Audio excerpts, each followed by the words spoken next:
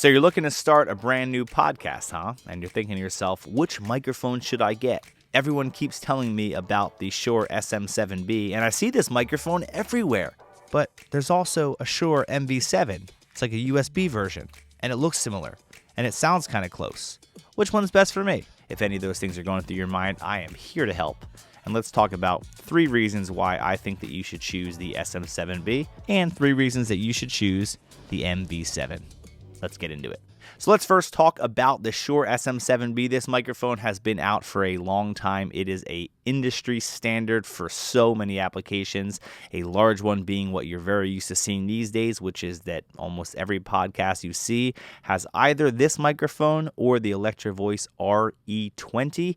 Both microphones are kind of staples. They sound phenomenal, and everyone uses them for podcast and radio production. They've been out forever, and they are fantastic. You can't go wrong with the Shure SM7B. From a straight-up quality perspective, in terms of the best sound quality, the Shure SM7B absolutely sounds better than the Shure MV7. But that comes with some caveats that I will jump into more in this video. Reason number 2 that you should buy the SM7B is the versatility of being able to use it in even more applications than simply this type of thing, a podcast, a radio show of some sort. The SM7B has been out for a while, and it has been used on thousands and thousands of recordings over the years for actual music production. People have used these on vocal mics, they have used it on guitar cabinets, they have used it on just about everything in the studio because it literally is that good of a microphone that people use these in million-dollar studios to record fantastic albums.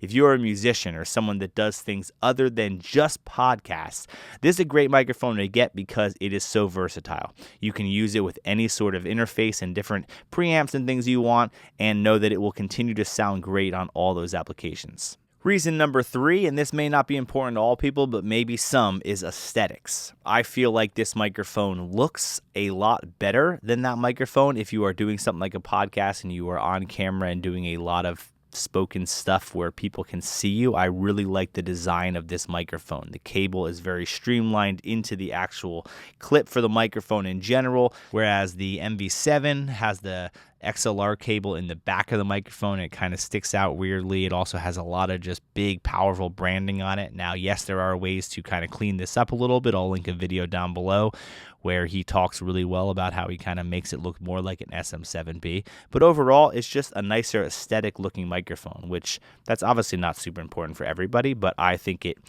does matter if you actually are doing a lot of stuff where you're filming and also talking, because it just looks cleaner. So if you are looking for the better sounding microphone, the better looking microphone, and what I think is a more versatile microphone for all uses, the SM7B wins on every one of those categories, no question about it, over the Shure MV7. But that comes with some caveats, because the number 1 reason that I would say you should buy the MV7 is simply because the price to get into using this microphone is far less than the SM7B. Now, you may look just from an outsider perspective and say it's only $150 more for the SM7B versus the MV7. But not really. It's actually a lot more than that because of a couple of different factors. The SM7B, I highly recommend if you purchase, and most people will say this, you should buy a cloud lifter with the SM7B. It's a very low gain microphone, so the cloud lifter gives it 26 decibels of clean gain on top of it, and it's something that really anyone that has an SM7B will tell you that you probably should have. So as soon as you add that on, at an additional $150 for that, or something around there, you're now at about $550 for the SM7B compared to $250 for the MV7. That's just one factor.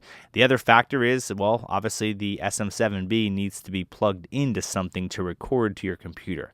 So you are then talking about needing a interface for your computer. And while you can get interfaces pretty cheap these days, a really cheap interface doesn't have a great preamp.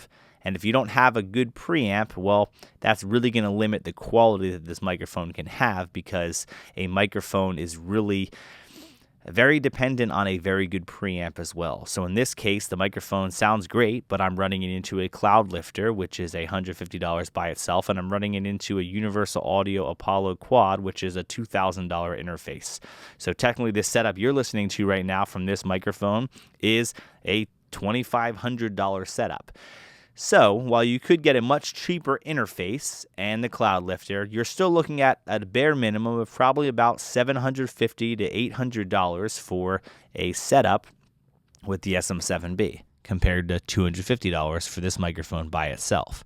Because the advantage and number one reason to buy this microphone is the fact that it can be USB powered and recorded with no interface needed whatsoever. So that means you can literally take the microphone and plug it in with just a USB cable straight to your computer and get recording right away. You can use it as a microphone for Zoom recordings. You can use it for FaceTimes. You can use it for recording a podcast. You can use it for anything you want straight out of the box. Nothing other than the cable it comes with, and straight into the computer, have a great sounding microphone. That is a big pro, because it saves you time and cost of getting to record right away. In fact, it's the number one reason that I bought this microphone in the first place, even though I had the SM7B. I much prefer the SM7B anytime I have the option to do it. But if I'm traveling, or if I'm doing remote interviews, or I'm doing remote podcasts, or something where I want to be able to just quickly get out something and improve my mic quality, I would choose this because of the ease of use. USB, straight to computer, is a huge factor.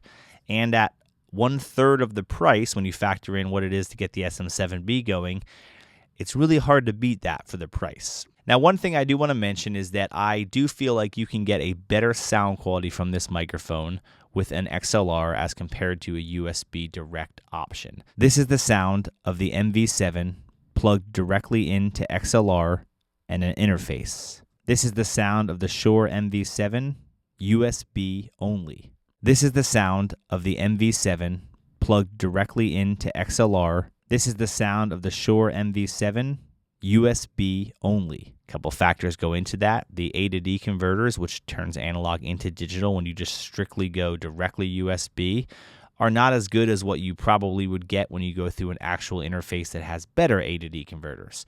But now you're also changing your price point. So when you add an XLR, you then need an interface. And then when you add an interface, you're now talking about this mic being $400, $450, $500. And so that's kind of where I feel like if you're going to go the XLR route and you already have an interface, that's where, kind of going back to my previous thoughts of this SM7B, makes more sense.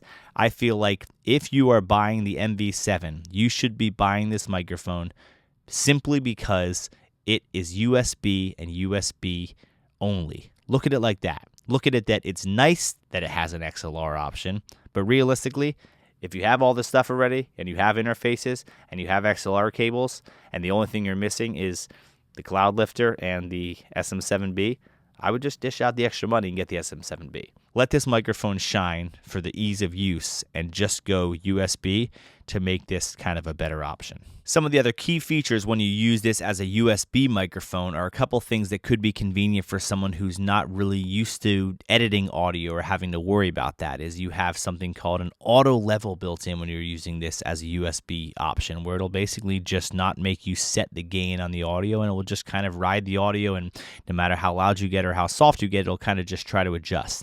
Now, that's not something that I personally would recommend using. I don't really like when something tries to auto level, but it is a nice feature that obviously the SM7B can't do. You also have little touchscreen buttons right on this little unit itself that you can instantly hit a button and have it mute the microphone if you're using USB options. So maybe you're in a podcast and you have to cough or you have to do something else, you could instantly mute it right from there. One of the largest factors into getting great audio no matter what microphone you use is the environment that you create and record in. If you are in a big, echoey room with drywall and concrete and nothing else around you, no microphone sounds great in that room because it's going to hear the whole room. Even though these do a great job of picking up rejection off the microphone, off access, you're still going to hear a bad room if you're in a bad room. So recording in as good of an environment as possible is always going to be a huge key. Now, one important thing to note is all the audio you are hearing for this video is these microphones directly plugged into my Universal Audio Apollo Quad. So there's no EQ on them, no compression, nothing other than their default sounds. And this microphone does have the low cut on the back of the SM7B on it because I don't like as much low end because I like to control that in post. I want to make sure that I at least let that be known because yes, you can make these microphones both sound even better and tweak the MV7 to sound even closer to the SM7B when you do tweak it in post. But for this review, I kind of wanted to show you what you'd hear by default because not everybody has the capability or knowledge to actually tweak it in post-production. If you want to hear what these mics can sound like in more of an actual podcast scenario and you can hear how much better you can actually make this mic sound, I put some links to a brand new podcast that we have called the Freedom Equation Podcast where you can hear myself and my co-host Michaela. She uses this microphone. I use this microphone, and they both sound pretty fantastic. So thanks for watching. I hope you found this review helpful, and if you have any questions, feel free to comment below. I'd love to answer them for you. At the end of the day, there's not a perfect microphone for everyone. There's the right one for the right person. So determine really what you're looking to do with it, how much future-proofing you want to be able to do other things with it, how much money you want to spend, whether you're looking for portability or just straight up sound quality, whatever it is, choose the microphone that works best for you, and each person's going to think that is a different option. So thanks for watching. See ya.